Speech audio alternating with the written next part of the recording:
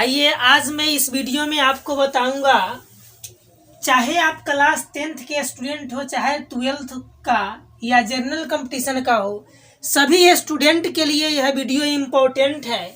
और आज मैं आपको बताऊंगा हिंदी में व्याकरण में भेद से संबंधित प्रश्न। एग्जाम में खूब सवाल पूछे जाते हैं।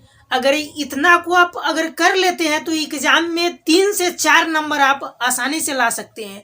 पूछता है एग्जाम में विशेषण के कितने भेद होते हैं, कारक के कितने भेद होते हैं। आपने क्वेश्चन बैंक पलटा होगा तो वहां पर देखा होगा कि इस प्रकार के क्वेश्चन पूछे जाते हैं। आइए इस वीडियो में आपको मैट्रिक्स से याद करवाऊंगा इन भेदों को, और कुछ इम्पोर्टेंट भी है जिसको हमने अंडरलाइन कर दिया है। देखिए, पहला है आपका कि हिंदी वर्णमाला में कुल वर्णों की संख्या कितना होता है। तो हिंदी वर्णमाला में कुल वर्णों की संख्या होता है 52, यानी कि 52 होता है।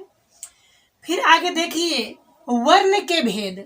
वर्ण के कितने भेद होते हैं? तो हमने लिखा है कि वर्ण के 2 भेद होते हैं। वर्ण में क्या अक्षर? 2 अक्षर। वर्ण में 2 अक्षर, तो वर्ण के कितने भेद? 2 भेद। एक स्वर होता है और एक व्यंजन होता है। अब देखिए, यह बहुत ही इंपॉर्टेंट प्रश्न है। कहता है स्वरों की संख्या। जब भी एग्जाम में आपसे स्वरों की संख्या पूछे, चाहे मूल स्वरों की संख्या पूछे, तब आंसर दीजिएगा 11 को। कितना देना है आंसर? 11। लेकिन अगर पूछा जाए आपसे कि कुल स्वरों की संख्या कितना होता है, तब आंसर दीजिएगा अब 13। कुल स्वरों की संख्या तब 13। अगर पूछा जाए आपसे सोझे स्वरों की संख्या या मूल स्वरों की संख्या, तब आंसर देना है 11। लेकिन ध्यान दीजिएगा, अगर एग्जाम में क्वेश्चन आएगा, अगर ऑप्शन में 11 और 13 दोनों में से कोई एक हो, आप पूछ दिया कि स्वरों की कुल संख्या कितनी है, तो स्वरों की कुल संख्या तो 13 होता है, लेकिन ऑप्शन में अगर नहीं दिया हुआ रहे, उस समय आंसर आपका होगा 11 ही। तो ध्यान से इस बात को समझ लीजिए। अगला है आपका कि व्यंजन वर्णों की संख्या। व्यंजन वर्णों की संख्या होता है आपका 33 गो। चलिए, नेक्स्ट है आपका व्युत्पत्ति की दृष्टि से शब्दों के कितने भेद होते हैं। तो व्युत्पत्ति की दृष्टि से जो शब्द होता है, शब्दों के कितने भेद होते हैं? 4 भेद होते हैं। अब थोड़ा देर के लिए याद रखना लीजिए कि शब्द में 2 गो अक्षर होता है, तो 2 में 2 से गुना कर दीजिए तो 4 हो जाएगा। यानी शब्द के भेद कितना हो गया? 4। जानते होइएगा, तत्सम, तद्भव, देशज, विदेशज।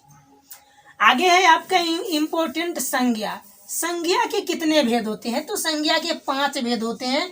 आप बचपन से ही पढ़ते हैं, इसको याद रखने में बहुत मुश्किल नहीं होगा। संज्ञा को अंग्रेजी में कहते हैं नाउन, और नाउन के आप लोग बचपन से जानते हैं कि नाउन के कितने भेद होते हैं। तो नाउन के 5 भेद होते हैं। देखिए, सर्वनाम है। अब अगला है आपका सर्वनाम। सर्वनाम के 6 भेद होते हैं। इसको कैसे याद रखिएगा? तो देखिए, सर्व में क्या अक्षर है? 2 अक्षर।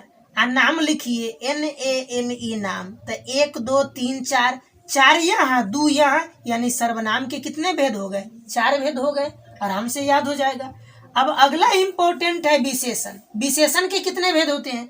तो विशेषण में कितने अक्षर है? 1 2 3 4 अक्षर। विशेषण के कितने प्रकार? 4 प्रकार। कितना आसान है, देख लीजिए।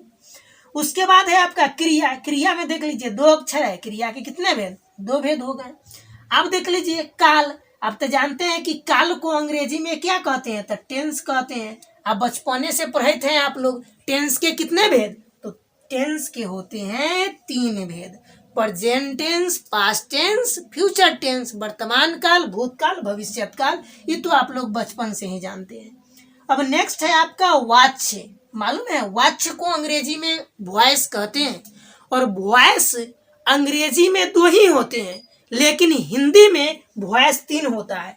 देखिए, 1 अक्षर, 2 अक्षर और 3। याद कर लीजिए, वॉइस के कितने भेद होते हैं? 3।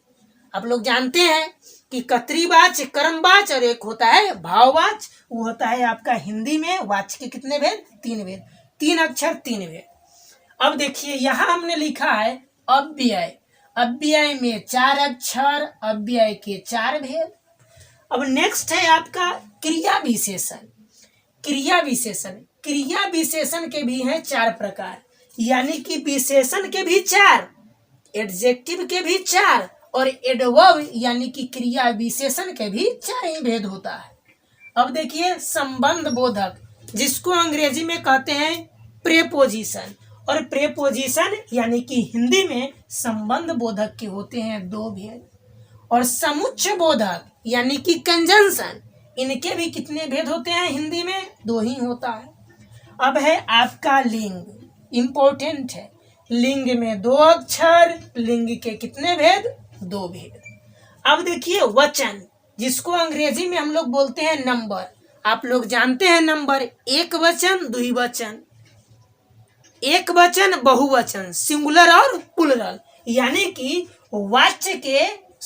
वचन के कितने भेद होते हैं? नंबर के कितने भेद होते हैं? तो 2 भेद होते हैं, एक वचन और बहुवचन। संस्कृत में ऐसे 3 होता है, हिंदी और इंग्लिश में सेम होता है, 2 ये होता है।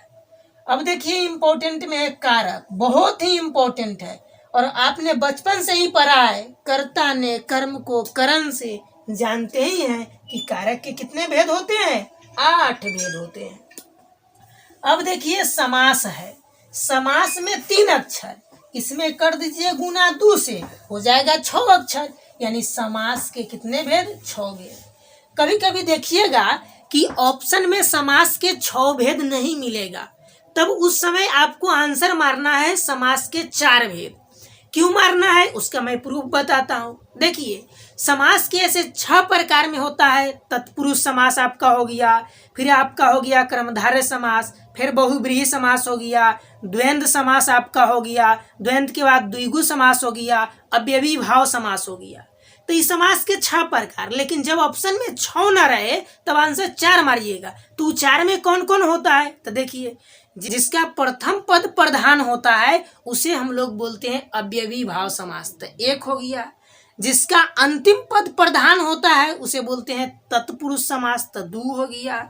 जिसका दोनों पद प्रधान होता है उसे द्वंद्व समास बोलते हैं, तो 3 हो गया। नंबर 4 है आपका बहुव्रीहि समास, जिसका कोई पद प्रधान नहीं होता है। इसलिए समास के अगर 6 भेद न मिले ऑप्शन में तो 4 मारिए।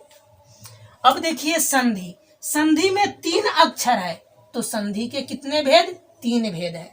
लेकिन उसी में आपसे पूछा जाए कि स्वर संधि के कितने भेद होते हैं, तो स्वर संधि के 5 भेद होते हैं। ऐसे भी जानते हैं स्वर के संख्या अंग्रेजी में कै गो? 5 गो, याद है ना?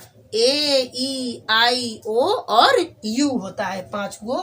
तो स्वर संधि के कितने भेद? 5 भेद। अब देखिए वाक्य के अगर अंग पूछा जाए तो वाक्य के अंग कितने होते हैं? 2 अंग होते हैं, एक को बोलते हैं सब्जेक्ट और दूसरा को बोलते हैं प्रेडिकेट।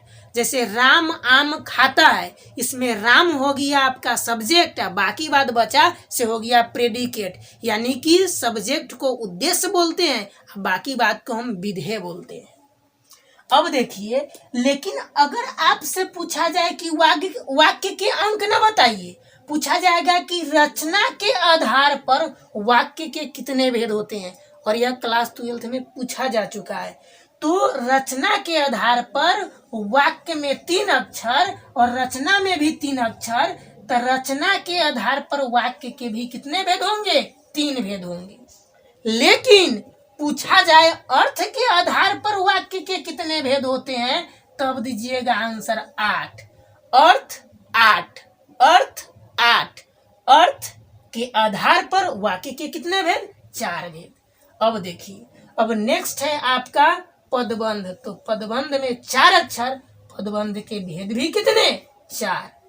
तो अगर इतना आप कंप्लीट कर लेते हैं तो एग्जाम में आसानी से 3-4 नंबर आपको मिल जाएगा, और हमने इसको ट्रिक से बताया है। अगर आप इसका स्क्रीनशॉट लेना चाहते हैं तो एक बार स्क्रीनशॉट ले लें। तो आइए फिर मिलते हैं हम लोग नेक्स्ट वीडियो में। अगर यह वीडियो आपको अच्छा लगा है, लगता है कि इससे हमारे मित्र को भी फायदा हो सकता है, तो आप इसे जरूर शेयर कीजिए, और फिर मिलते हैं नेक्स्ट वीडियो में। अगर आपको लगेगा कि कुछ ऐसा टॉपिक जो हमको नहीं समझ में आता है, जरूरी है उसका जानकारी प्राप्त करना, तो कमेंट भी कीजिएगा। Thank you.